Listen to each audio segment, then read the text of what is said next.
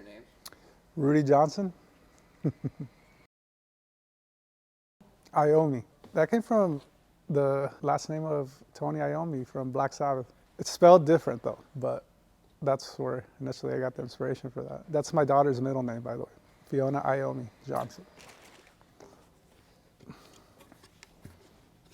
Whoa.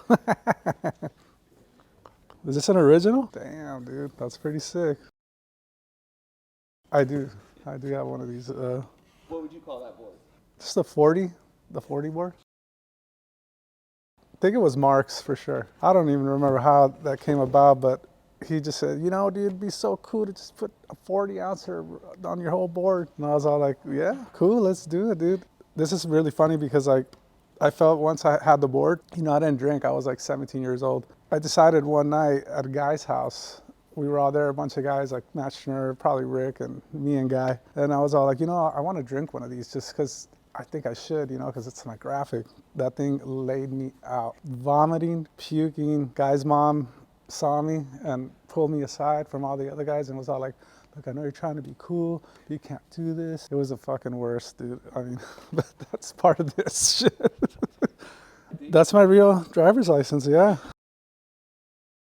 No, I mean, I don't remember, dude.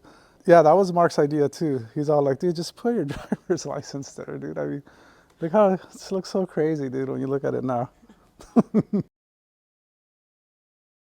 Not at the time, honestly. Like, I mean, like, you know, there was no social media or nothing. I did get a lot of calls from the phone number on the end of the blind video, though, because that was my real number, except for the area code. Yeah. But the number was the real one, and people figured it out. I was getting a bunch of fucking calls, dude. It was crazy. Craziest story. So I guess I'll start it like this. Like, we were at a trade show in ASR in Long Beach, right? And Bandis was playing, I believe, and we were on the POW booth. And then I hadn't met Mark yet. I had just seen him kind of from far away, and you know, he was like my idol. And then I saw him, like, with a bunch of people gathered around when our part came on. You know, the LA boys. I saw him like just watching our part, and I was like, whoa, dude, like, I was just like watching him watch us. I was like, I can't even believe that, you know, like, this is insane. That was probably the first time he saw, like, us, you know, what we were about. At the time, you know, I was really good friends with Lance. I would go to Lance's house, and obviously, you know, they were friends and stuff. So somehow he got my number from Lance. Well, he probably just asked for it. But so I just get a call one day out of the blue in my house, and it's just that cliche story. But my mom's all like, someone's on the phone with you. This is guy Mark. And I'm all like, all right. And then I was all, hello? He's all, hey, Rudy, what's up, dude? It's Mark Gonzalez. And I was all like, dude, who the fuck is this? Fuck off, dude. And I hung up. I thought it was just like friends fucking around with me. And then he calls me back. He's all like, no, dude, it's me, dude, for real. I got your number from Lance, dude, from Lance Mountain. Like, I want to skate with you. Whoa, you know, like, fuck, it is him, dude. So I was all, cool, man. Like, I'm down to skate. And then he comes that very, like, later on in the day from Huntington. I lived in Walnut at the time. It's a little ways, but not too bad. He just shows up, you know, in his little Volvo van and his station wagon, and he's just at my house. I've never met him, and he's just all like, what's up, dude? I'm Mark. I was like, what's up, man? He's all, dude, could I see your room? That's what he said to me. And I was all like, all right, dude. So we go, I walk him into my room, and yeah, I had a bunch of, like, you know, he was up on my wall, and like Chris Miller. It was just one of those skate rooms back then, you know. So he was all, okay, cool, dude, you know, it's cool, you know. Met my mom, and then he just took me out skating, dude. And then I remember calling Guy, and I was all like, dude, I skated with Mark, dude. Like, oh my, dude, it was crazy. He picked me up. Guy kind of like wanted to come skate with Gons, and then we just kind of started skating with him. And he took us to Tony Hawk's house one weekend to spend the weekend there, which was amazing because I was like, dude, Tony Hawk, like little mini ramp with that giant ramp, that house. And we chilled the whole weekend there, and on the way back, he just asked us, he's all like, dude, I want you guys to ride for blind, dude. Like, you know, can you guys do it? Like, let's do this, dude. And we're in the car driving back, and then he calls Rocco. They want to get on, dude. They want to do it, this and that. And like, you know, it went down like that. We told Todd Hastings, the team manager, yeah. They were pissed. I'm not sure. I'm sure they made a good amount. They were out there. I think it was like $2, probably, yeah. We were doing pretty good back then, like with board sales, you know. It was like, some of them, this one did really well. probably like 4 or 5 grand. Yeah, 4 grand, something like that. It was good, dude.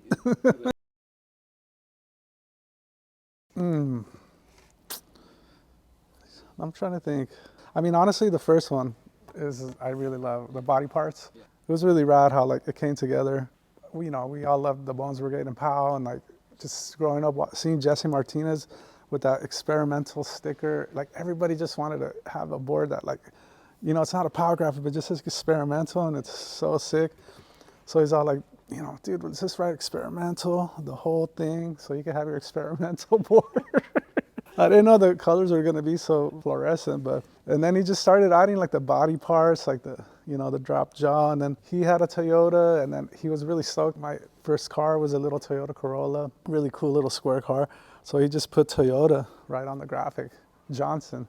And I remember a lot of people were confused. They thought it was some dude named Toyota Johnson, like some Japanese kid or something. I like that board a lot. It was rad.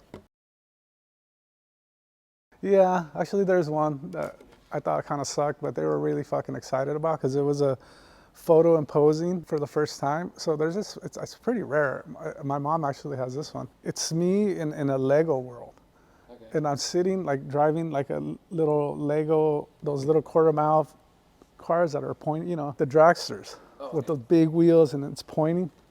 So it's like a little city, and then I'm just right there. And I remember just kind of shooting for it and thinking like it was so fucking whack because they're all like, pretend like you're going fast. So I had to do like acting and shit for like this graphic. And I'm just all like that, and it's like, I saw the graphic, it was like, dude, I don't know, it's cool, but whatever. I did pitch the second one. I like that little man I got from a book at Mark's. Like the second sequence of this was like the car accident, and then the 40s on the ground. Like that was cool. It was cool to kind of keep that going, but no, they were kind of like really in control, like trying to like do crazy stuff, the abortion board and all that stuff. I'm trying to think, there was a board I couldn't show my mom. I think that was the one, that series where I remember just being all like, dude, my mom can't see this, dude. You still have one? Yeah. It's cool. Yeah, it's pretty funny. I mean, that one's pretty good. That one kind of takes the cake. And the skateboard mag, they reissued, I don't remember, it was a board and the shirt and everything. And like my son at the time, he was a little younger, but he would wear it and I'd be all like, dude, just tell people that's your mom. If they ask anything, be like, dude, that's my mom. Seriously. I think it was like probably like 14, 15. In the early days, it was rad, like the ghetto wear gear. I mean, they were pretty cool with it. We were actually taking a lot more than we should have, for sure. I would say like 6, 8 boards. Yeah. Would you sell any? Not really, not back then. That was after, when we were all smoking a lot of weed.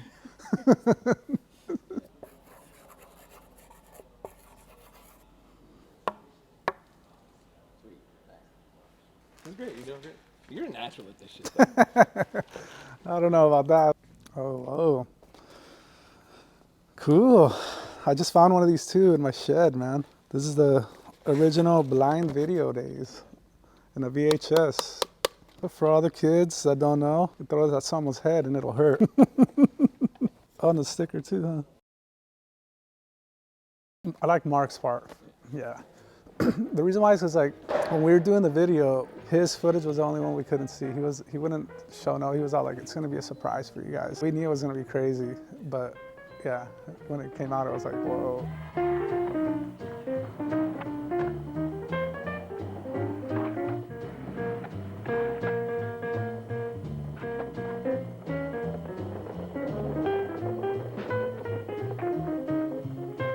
I mean, all the parts are good. Even Jordan's. I know Jordan also felt like a little bit like, but it worked, it was rad. It was good. Yeah, I did. Yeah, at the time I was with some friends from La Mirada, we would go see a lot of SST shows, and Dinosaur Jr. Had seen them already probably like 4 times, and Mosh Pit, the whole thing, and I thought it just worked. It was cool. Yeah, and I had it in actually a little mini disc. Like that was my copy that I handed to like them to like use. Like a little one, yeah. It was like a little individual.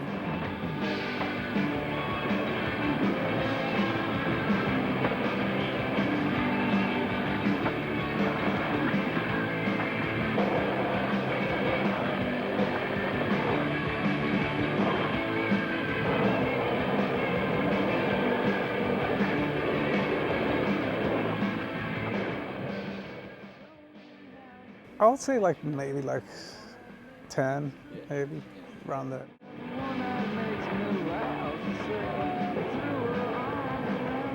Not off something that high, just off a curve. Yeah. Does it make it making it that high make it easier or harder? And I mean, thinking about it now, it's probably easier. You know, you have more time. Yeah, I don't know. I just that I didn't even plan on that. I was just started trying it. Oh, you even took the little thing off, huh? So you don't record over it. You don't want to make that mistake.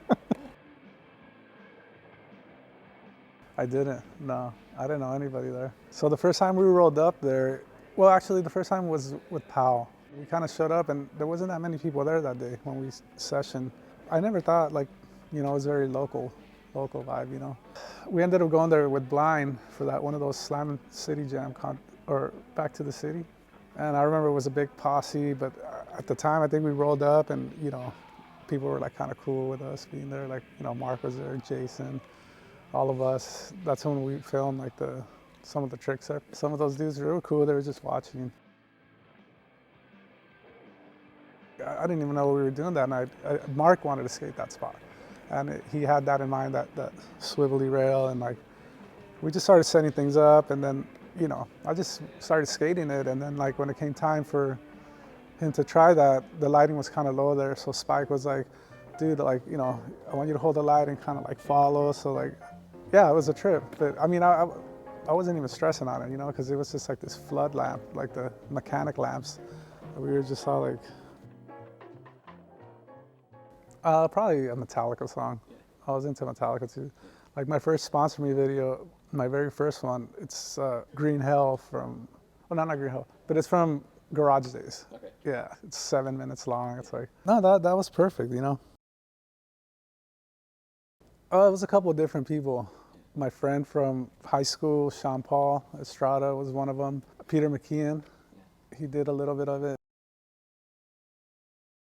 Awful, man. It was like terrible. And we were in Europe in 1991. We were doing the whole pro, like Munster and Le Grand Bernard, the little pro contest tour thing.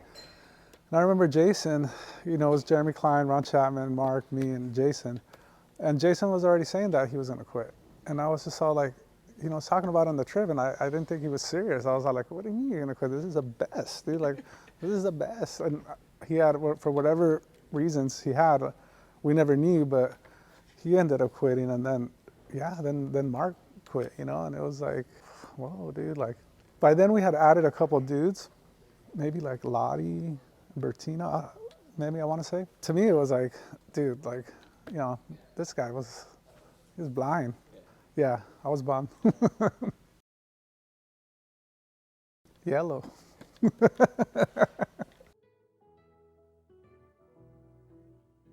Yeah, like, yeah, they would just be like, dude, it is your number, like, blah, blah, blah. Like, we heard this is your number. At the time, I thought I was the coolest kid ever because I had my own phone line in my room. You know what I mean? So that was my number. It didn't bother nobody else. But it would go, yeah, after like the video and people kind of like started sharing the area code, I would get like whatever, 5, 6 calls a day, like just random times, like, dude, is this your, yeah, no way, dude, like, love your part. Fucking insane, dude. It has to be, man. That place was remote. Like when we drove it up there, I'm surprised like we didn't get cartelled back then, dude. Like we were in some crazy out of nowhere place by TJ. It should be there. It was like a junkyard kind of a cars. It almost flipped over. It was supposed to flip over, but it didn't. Not the Bacardi or whatever that was. You might have taken a couple sips of beer, but yeah. Is that the first time you drove a thing? Probably. This is a big ass car, man, and he's just a little guy. Like, I don't think so. I don't think so. I think Rodney kind of was the one that would like, he'd babysit us and stuff a lot more. And I can't remember if I told Rod either. I think they had a feeling it was coming. I'm just happy like the world liked it. You know, it was a pleasure to do it for y'all. Yeah, man. It's amazing. It was a pleasure to do it for you. Let's see what we got here. Oh yeah, this is good. Pack of Lies, Tim and Henry. Tim Gavin and Henry Sanchez. This was just awesome, man. When this came out, Henry had been sitting on a lot of footage. I don't know if we were all lagging, but it just had to come out, you know. He was just on another level at this time. I mean, his tricks were innovative all the time. And every session was like, dude, he did what? Like, fuck. And Tim too, you know, he got his real like shiner here, the Gav.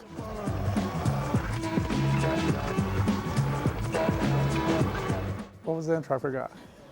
Part that you're in. Oh, like the little montage? Yeah. Oh, okay. That's cool. Yeah, I mean, that was pretty cool that we all got a couple clips there, you know?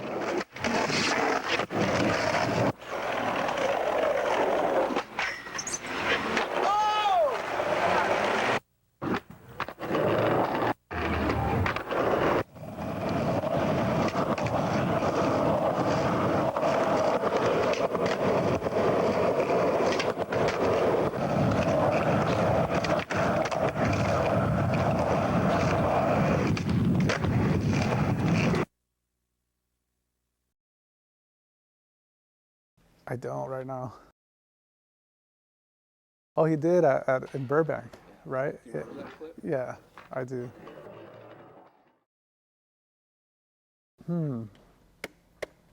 I mean, could have been Guy for sure, dude. Could have been one of the first ones. Cossin probably had done one. He did it all, dude, you know? Yeah, I had those. They were, it's weird. It's like, at some point they were easier than regular. Really? Yeah, it was like a weird little hop. Yeah, switch. Did you ever film one? Though? I don't know if I did, dude, but we did have them. Yeah. I did have them. I don't think I ever like did it over nothing crazy, but it was just, you know, flat. Like everyone like, dude, like come on, switch, tray flips. Like, yeah, just switch, period, you know, like being out around this time, like Henry, Tim and I, staying at Guy's house in Burbank on the sidewalk, it was barely a little bit of like a spine. I mean, it was almost invisible, but that was our spine. And that's where like a lot of the flat ground tricks were like, we were practicing them on that, and Henry had them for sure. He was doing them. Yeah, it's a trip. I know, dude, that's so insane, dude. I let him know that too on Instagram. I was like, dude, you're killing it, dude. He's done so many things, dude. I think he does this like switch no slide, kind of to pivot to backside 180 out at Embarcadero. I love that. I was all like, dude, that was just so like powerful. Like,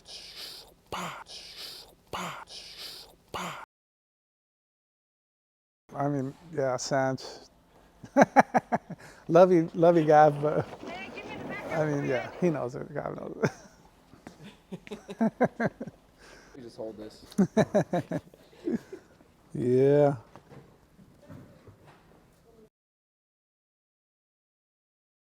Oh, dude, the best.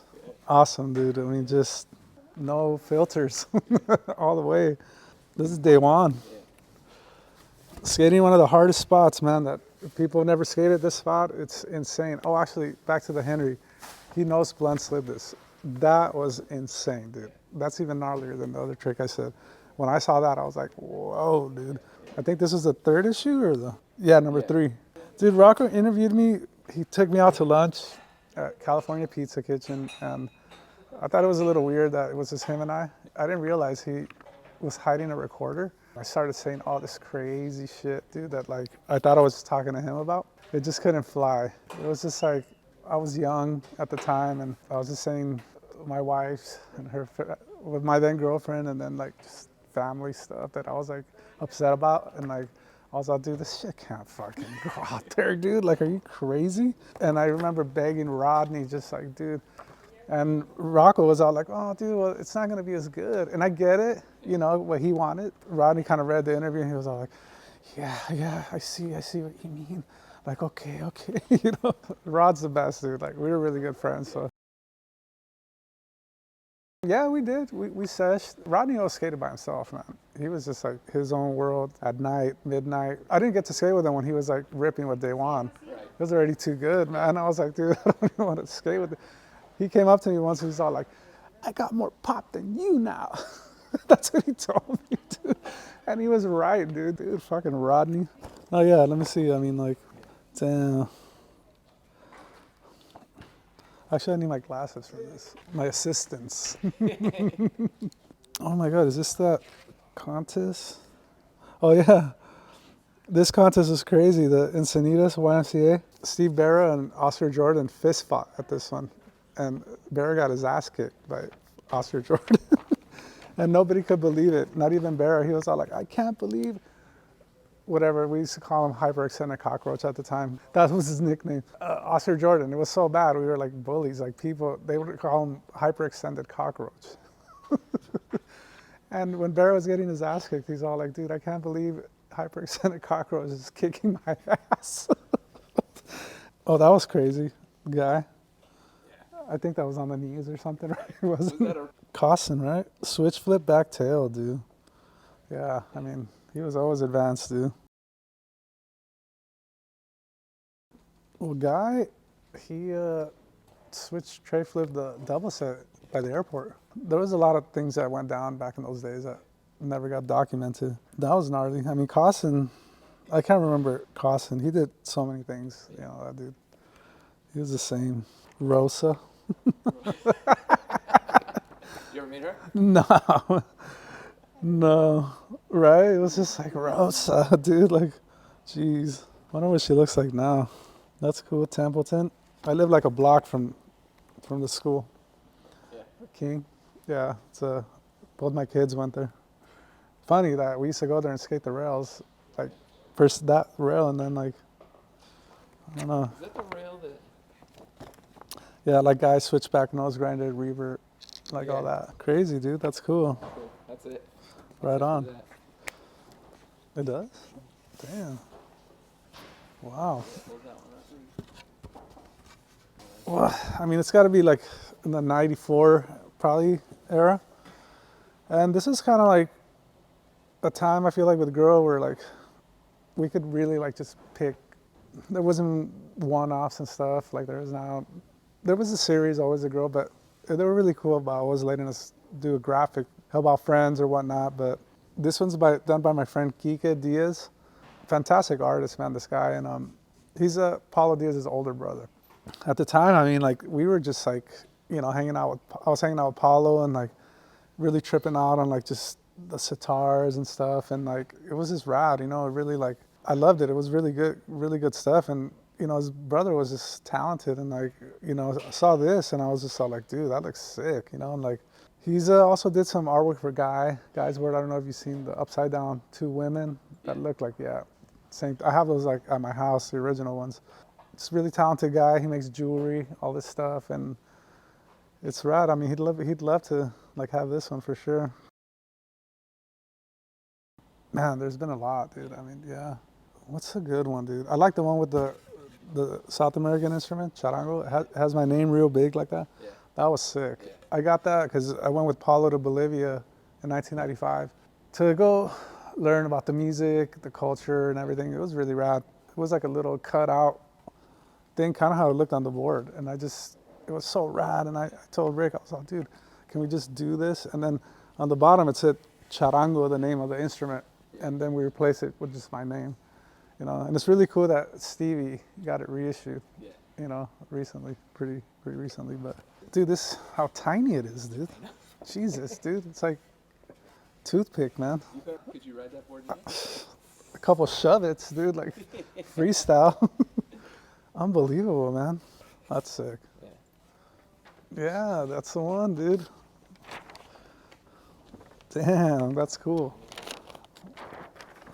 Dude. I haven't seen this since that time. Like,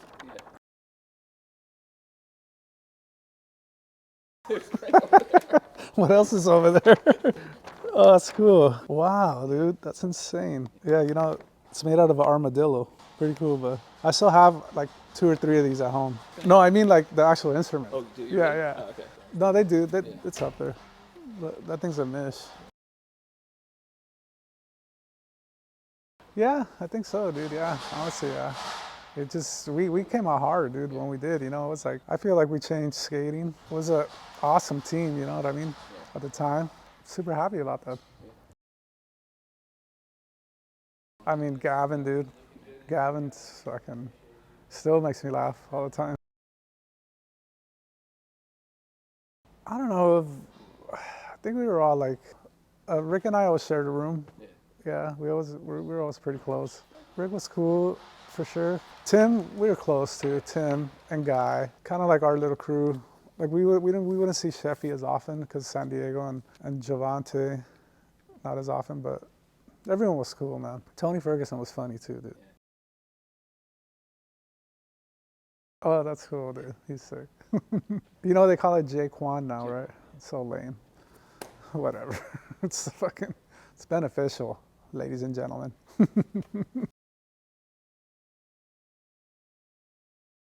Oh, damn. From Mesa? That's funny. I thought it was from Matt Schnur because he's a dude I didn't let him ride. It was just this thing, like the car, you know, it's a Mustang. It was a 1990, you know, like the Vanilla Ice one, except it wasn't convertible, but they really weren't meant to have people in the back. There's 2 little seats, but it's like a 2-door, kind of like a sports car. And like, I don't know, I had it lowered and I thought the weight was gonna like mess it up because I had rims and stuff. I think I got influenced by that from Sal Barbier because he had the same car and we would always talk about the cars. He was all like, dude, nobody ever rides in the back of my car, nobody. And I was all like, damn, dude, like, I think he's right. You know, nobody should ride in the back of this car. So we're at this contest in Murphy Canyon, San Diego, and like, I would ride people in the back, but it was only meant for like 2. Matt Schnur wanted to come back and spend the weekend with us in LA, and I guess he had asked the sponsors, they give him money, and he was coming, but he hadn't really checked in with me. I was the driver, and I was all like, no, dude, no 3 in the back of the Stang. I left him there. He was so bummed. He's not one of my really good friends, but he's all, dude, remember you left me, dude, because of the Stang? Oh, Goldfish. He broke my arm during the filming of this. And it's funny because he just recently called me and kind of apologized. And, you know, he was all, dude, he asked about the song I skated to, Love, Arthur Lee. He wanted to show his chick. So then he started thinking about it, and then he decided to call me and say, like, I'm sorry, because I know you would have had a better part. And he's fucking right. I would have. You know, I got cut short because I broke, like, this part of my arm, and it was bad. So I had just this cast. I couldn't skate. I had a pretty short part because this is supposed to be like my next part after the blind video, you know, and like I felt good, ready to have a really, really good part. But yeah, I got cut short.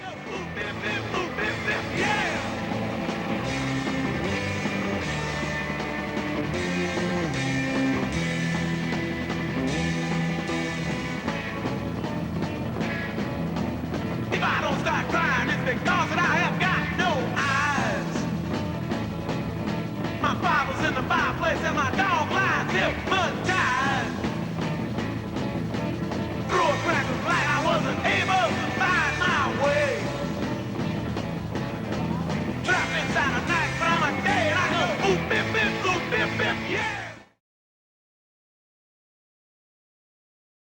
Probably, yeah. Because it was probably during that time that we were all like, you know, yeah, dude.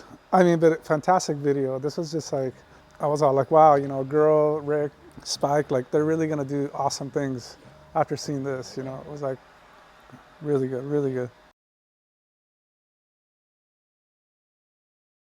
Oh, really? Shit. You know that? Probably, dude. Yeah, I mean, it's so weird that there was a time that you just had to skate switch during this time, like both. I remember Gavin telling me that once that happened is when he like was all like, dude, I'm done, because it was really difficult for him to skate switch. And for the record, I'm just really happy that skating is not like that no more. I really like that dudes, if they don't skate switch ever, like who cares? And they rip at something, their own style, you know. It's like, this era was just like Timberlands and switch skating, dude. It was, everyone was doing the same thing, dude. That's crazy. I only 2 regular tricks. I wonder what it is. Mouse, yeah, I mean, in all honesty, I was kind of like not on the same spark level as I was. And like by this time, like we had Guy was killing it. No, actually I was still pretty into like skating and stuff during this time.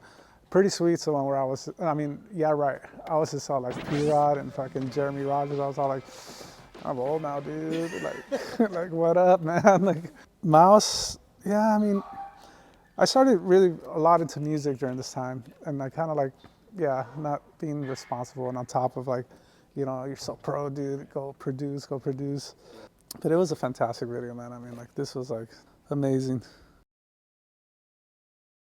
Actually Rick skating at the time, I remember seeing it and, I was like, oh, this is sick.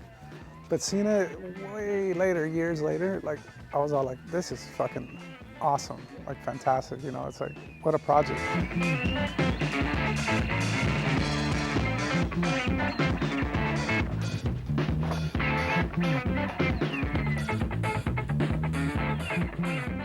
I like the brothers. That was awesome.